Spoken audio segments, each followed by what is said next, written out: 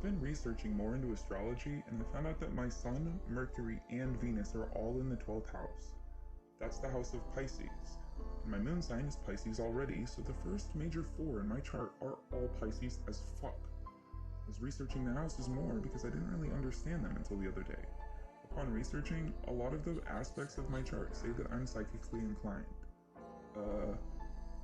Tell Kevin Gates I'm sorry for yelling at him because he doubted my power. It turns out I just had to look at my astrological chart. Literally, the first major four of my chart are all in Pisces energy because they're in the 12th house. Bruh. No wonder I was born to cry in public. No wonder I was a lucid dreamer since I was 15. No wonder I was born having all those fucking nightmares. Jesus Christ. My chart resembles Jesus Christ. Jesus Christ. My work resembles Jesus Christ.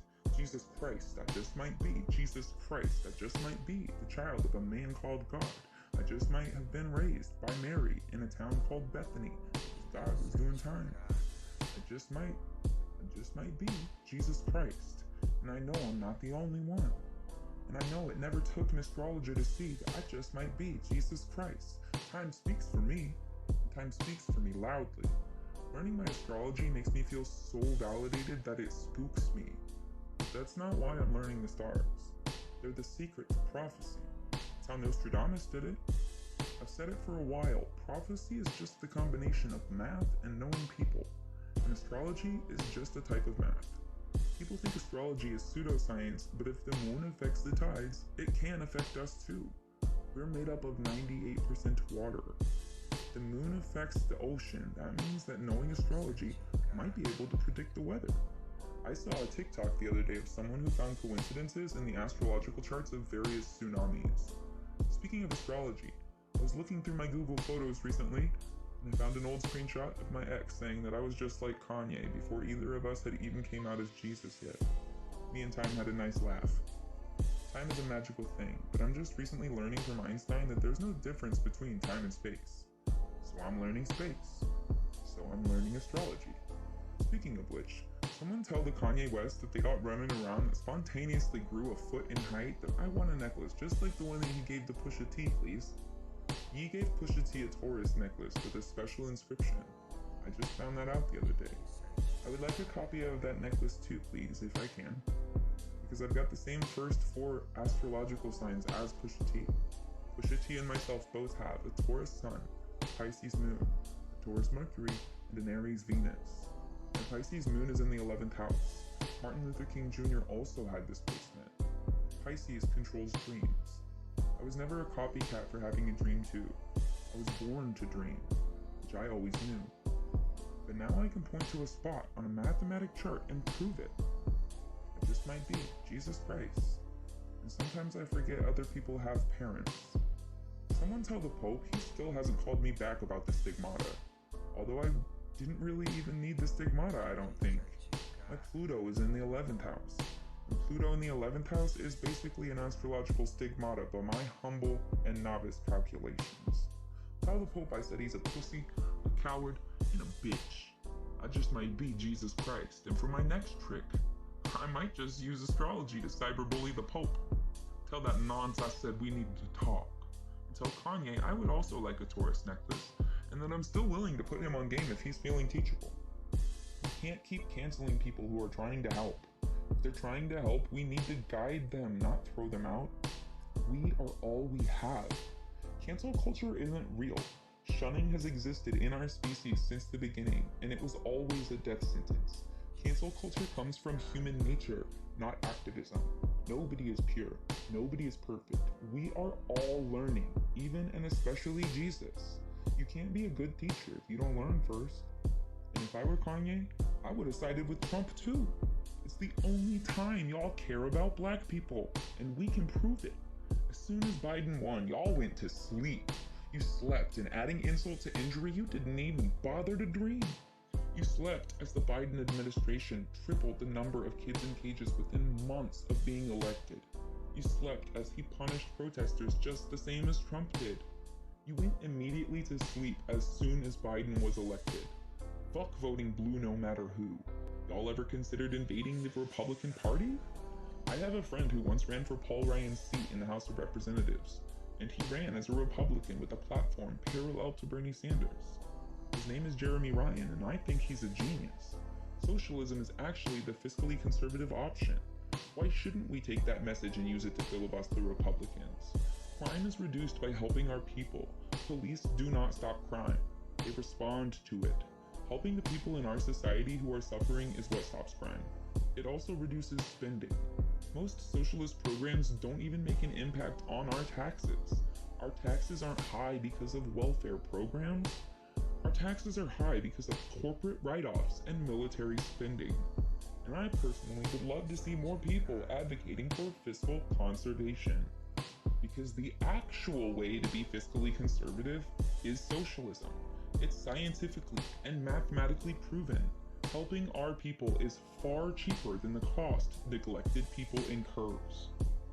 Housing a person for a whole year costs a fraction of the cost of a singular average hospital visit. A year, we could house a person for a year for the cost of one hospital visit. Ask yourself this: how many hospital visits do you think being homeless requires?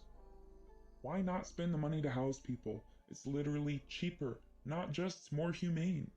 This isn't idealism. It is mathematically proven to be more fiscally conservative and therefore more Republican to be a socialist. We need a life worth living, not more mass neglect. Neglect is a plague and it must be addressed. And I just might put a red hat on and see how the Republicans take to my message. Liberals ain't shit and the leftists don't understand precedent. And fuck anyone who says I can't wear a red hat if I wanted to, like they told Kanye. I might just be Jesus Christ in the flesh, and I wasn't born to be pigeonholed by man. I don't just heal the sick, I heal the broken and misguided too. And if you think telling Jesus that they can't socialize with the sinner is correct, then you are not good at math. Y'all were ableist and prejudiced against Kanye until he cracked. Then you cheered when he finally reacted to a whole Earth's worth of people abusing him. I don't think Kanye is anti-Semitic. I think Kanye said some stuff that was anti-Semitic under extreme duress. And that's not the same thing as being anti-Semitic. I know reactive abuse when I see it. And I know that if we're accusing people of being anti-Semitic and then not letting them learn and grow and do better, then we're not actually being activists. Activism isn't blocking people and shunning them. It's having the conversations that are necessary to achieving change. And you're not doing that if you're giving him a scarlet letter instead of a fair trial and an opportunity for rehabilitation. I don't look at Kanye and see his bad behavior. I look at Kanye and see the years he stayed refusing to let y'all break him. And I know for a fact that most of y'all would have broke under the pressure. Y'all would have dipped and morphed into Benedict Arnold so quick, way before you even got the chance to whistleblow how the Bush family treats black people. You're all cheering for his head in unison, but you're forgetting precedent. Blessed are they, for they know not what they do. Everything you've done to Kanye, you've doomed us all to. Stop it. Google precedent. Talk to him like a human being. Reason with him, because he wants to help all of humanity, and that's more than we can say for most of you. If you're having trials, make sure they're not witch trials. Before putting people on trial, the court of common opinion needs to first understand the concepts of precedent, motive, and intent. They're all necessary to trying a person fairly. We need to normalize fair trials, not shunning, unless it's absolutely necessary. Otherwise, we're perpetuating mob mentality, and even worse, conflating it with morality. You can't charge people with crimes in the court of common opinion and refuse to factor in intent. Intent is crucial to criminal cases, and if you judge him harshly, prepare for the same treatment, because that's how precedent works. Until we are all free, none of us are free. And Kanye was right. Slavery is a choice, and you're allowing it. Greed can't happen without the complacency that enables it. Harriet Tubman said something like this too, and you're not canceling Harriet Tubman, are you? I didn't think so. I'm not sure the exact quote, but I remember reading that she said she could have freed 1,000 more slaves if only they knew that they were slaves. You need to stop fetishizing, and that's what we've been trained to do to celebrities, and everything they're doing to celebrities, they're also normalizing for them to do it to us too. You need to stop fetishizing. It's slavery culture. You need to stop being complacent. It's slavery culture. I'm the child of a slave. My father did a lot of years inside, and I watched my childhood as the court of common opinion condemned all prisoners even though we didn't have access to talk to them.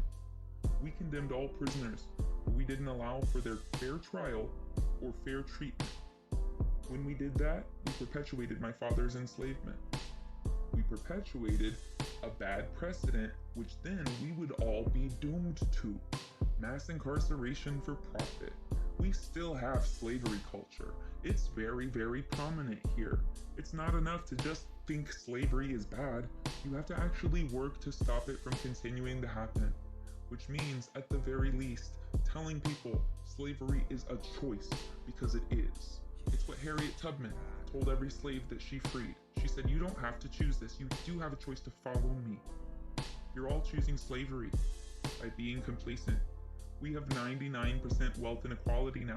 What more proof is it going to take for you? 99% of our whole country doesn't own any of its wealth. How much more proof do you need for mass slavery?